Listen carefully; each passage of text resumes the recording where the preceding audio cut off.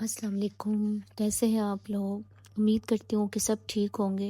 अल्लाह का शुक्र है कि मैं भी बिल्कुल ठीक हूँ। वीडियो शुरू करने से पहले मेरी एक छोटी सी रिक्वेस्ट है कि प्लीज़ मेरे चैनल को सब्सक्राइब कर दीजिएगा और वीडियो पसंद आए तो लाइक कर दीजिएगा।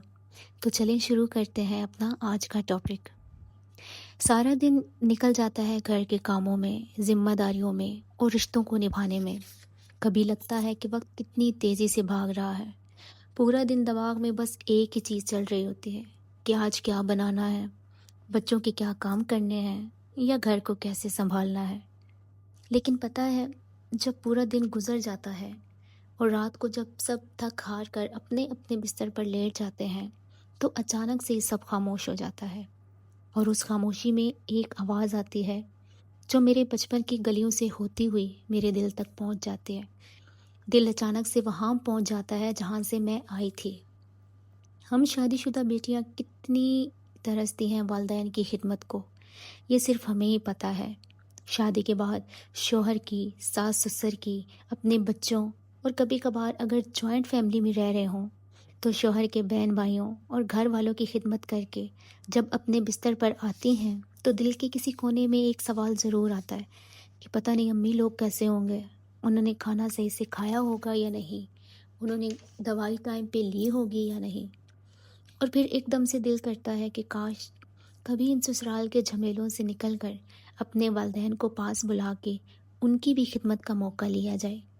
खास करके जब हम ऐसे माशरे में रह रहे हों जहाँ ऐसी दकियानूसी बातें मशहूर हों कि बेटे के घर जाके रहना बुरी बात है, बेटी के घर का तो पानी भी नहीं पीना चाहिए।